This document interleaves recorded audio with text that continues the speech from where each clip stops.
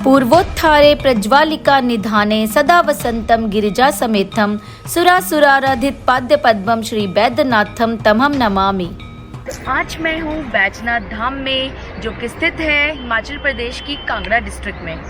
और मेरे सामने आप जो ये देख रहे हैं ना, ये धौलाधार माउंटेन रेंजेस हैं। वैसे अभी थोड़ी धुंध है, इतनी क्लियर नहीं दिख रही है, बट स्टिल काफ़ी विजिबल है। बहुत ऊंचे ऊंचे पहाड़ हैं, बहुत ही सुंदर जगह है ये। अकॉर्डिंग टू माइथोलॉजी इस मंदिर का निर्माण द्वापर युग में पांडवों द्वारा किया गया था। जब वो मंदिर बना रहे थे तो कोई रात को ही धान कूटने लग गया था ओखली में। उसकी आवाज़ पांडवों को आई, उनको लगा सवेरा हो गया, तो वो इस मंदिर को अधूरा छोड़कर ही चले गए थे, क्योंकि उस वक्त वो अपने अज्ञातवास में थे। ये मंदिर भी भगवान शिव के 12 ज्योतिर्लिंगों में से एक है। और यहाँ पे लोग शिव भगवान की भगवान वैद्यनाथ के रूप में पूजा करते हैं। भगवान Vaidyanath means god of healing. और यहाँ की जो बहुत ही मान्यता है लोगों के बीच में, क्योंकि यहाँ के पानी से और यहाँ पूजा करने से आपकी बहुत सारी बीमारियाँ हैं वो दूर होती हैं। इस शहर का नाम भी बैजनाथ ही है, जो कि बैजनाथ धाम के ऊपर ही रखा गया है। और इसके पीछे भी एक कथा है। जैसे कि सभी जानते हैं कि रावण बहुत बड़ा शिव भक्त था, तो उसने अपने सिर काट के भी शिव भगवान को चढ़ाए थे। तो रावण के गुरु ने बोला था कि अगर शिव भगवान आपके साथ लंका में ही रहे तो आप अजय रहेंगे हमेशा। तो इसीलिए रावण ने तपस्या की, और रावण इतना बड़ा भक्त था ना कि शिव जी उनको मना नहीं कर पाए। शिव भगवान रावण को मना नहीं कर पाए साथ जाने से। बट उन्होंने बोला कि मैं ऐसे तो नहीं चल सकता हूँ तुम्हारे साथ, बट एक लिंग के रूप में मैं तुम्हारे साथ जाऊंगा और आप मुझे वहाँ पे लंका में स्थापित कर देना। मगर ध्यान रहे कि आप उस शिवलिंग को कहीं रास्ते में जमीन पर नहीं रखेंगे, क्योंकि अगर आपने वो रख दिया तो वो वहीं पे स्थापित हो जाएगा। तो इस प्रसंग के बाद सभी देवताओं को चिंता हुई। उन्होंने विष्णु भगवान से प्रार्थना की कि हे भगवान हमें बचाइए, अगर ये ऐसा हो गया तो रावण अजय हो जाएगा। जहाँ मोस्टली जगह पे ये मेंशन है कि विष्णु जी ने ही एक चरवाहे का रूप धरा था, और उस चरवाहे का नाम था बैजू। और वो लंका जा रहे रावण को रास्ते में मिले, और रावण को लघु शंका हुई, तो उसने सोचा कि मैं ज़मीन पर तो नहीं रख सकता हूँ शिवलिंग को। तो उनको सामने वही चरवाहा है जो वो मिला, तो उसने बोला कि आप मेरे शिवलिंग को संभाल के रखिए, मैं अभी बस जल्दी ही फ्री होकर वापस आकर अपना शिवलिंग वापस लेता हूँ। तो वो शिवलिंग उन्होंने चरवाहे को पकड़ा दिया, और वो लघु शंका के लिए चला गया खुद।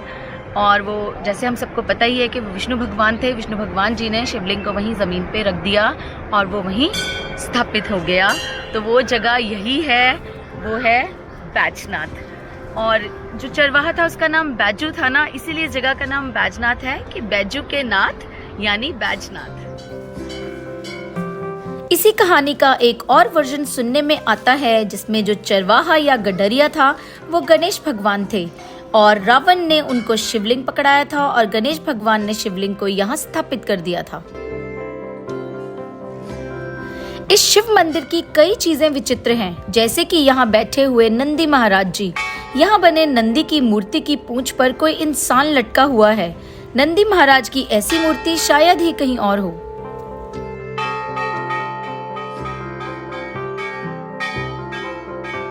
जैसा कि आप सबको मालूम ही है, हर शिव मंदिर के बाहर नंदी महाराज जरूर होते हैं। उनका मुख है वो मंदिर की तरफ ही होता है। और नंदी महाराज जी के बारे में ये मान्यता है कि आप इनके एक कान में अपनी कोई भी विश है जो वो बोल सकते हैं, दूसरी तरफ से आप कान बंद करेंगे तो आपकी वो इच्छा ज़रूर पूरी होगी। मैं भी अभी यही करने वाली हूँ।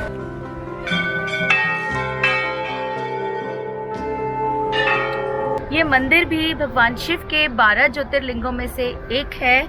और यहाँ पे लोग शिव भगवान की भगवान वैद्यनाथ के रूप में पूजा करते हैं। भगवान Vaidyanath means god of healing. और यहाँ की जो बहुत ही मान्यता है लोगों के बीच में, क्योंकि यहाँ के पानी से और यहाँ पूजा करने से आपकी बहुत सारी बीमारियाँ हैं वो दूर होती हैं। जो जल अंदर शिवलिंग पर चढ़ाया जा रहा है ना, वो यहीं से बाहर आ रहा है, जैसे कि आप देख सकते हैं। इसको बहुत ही पवित्र माना जाता है। जहाँ से भी ये जल और दूध पास हो रहा है, इसको बोलते हैं शिव गंगा। और धार्मिक प्रथा के अनुसार इस शिव गंगा को पार नहीं किया जाता है कभी भी। तो जब भी परिक्रमा करते हैं वहाँ से मत्था टेक कर हम यहाँ तक आए, वापस दोबारा परिक्रमा से दूसरी तरफ से आए। तो यहाँ पे वैसे बताया भी गया है, जिनको नहीं पता हो, कि इसको क्रॉस नहीं करते हैं। मंदिर में मौजूद शिलालेख और दीवारों पे हुई कार्विंग्स में बताया गया है कि इस मंदिर को पूरा करवाया गया था 8th सेंचुरी में 2 लोकल मर्चेंट्स, जिनका नेम थे अहुका एंड मन्युका, उनके द्वारा। मंदिर की दीवारों पे जो इंस्क्रिप्शंस हैं या जो शिलालेख हैं वो लिखे गए हैं संस्कृत लैंग्वेज में यूजिंग शारदा स्क्रिप्ट और लोकल पहाड़ी लैंग्वेज।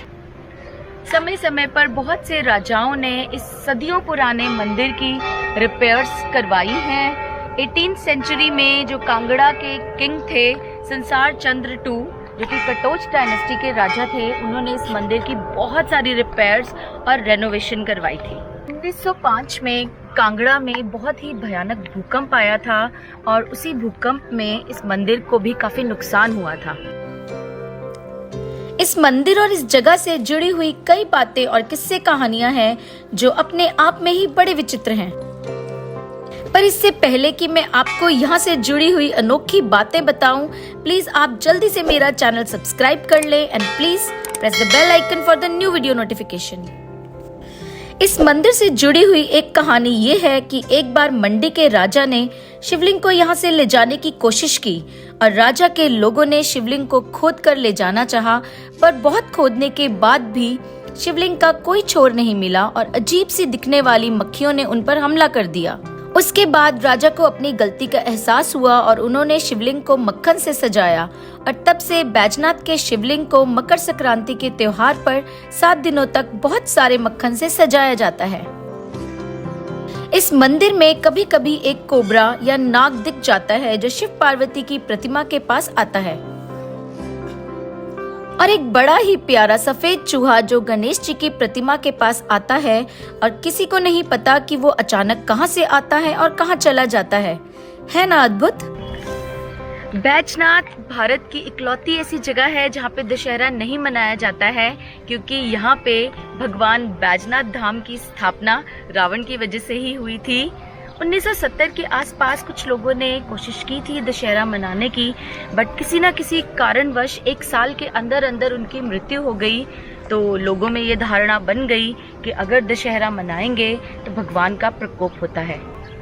बैजनाथ शहर जो है वो एक और वजह से भी खास है कि यहाँ पे कोई भी सुनार की दुकान नहीं है, और उसके पीछे भी एक कहानी है कि रावण शिवजी को ले जाना चाहता था सोने की लंका में, कि उसको बहुत घमंड था कि मेरी लंका सोने की है तो शिवजी भगवान मेरे साथ लंका में रहेंगे।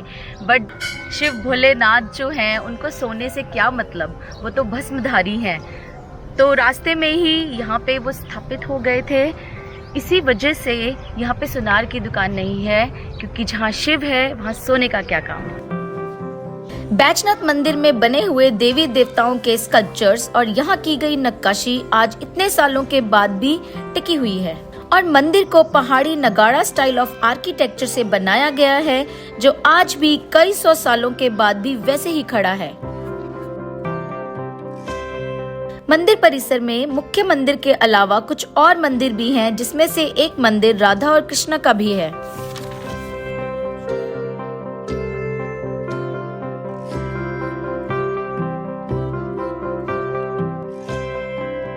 मंदिर एक खुली जगह पर बना हुआ है, चारों तरफ सुंदर गार्डन है और मंदिर की बैक साइड से आप नीचे बह रही नदी तक भी जा सकते हैं।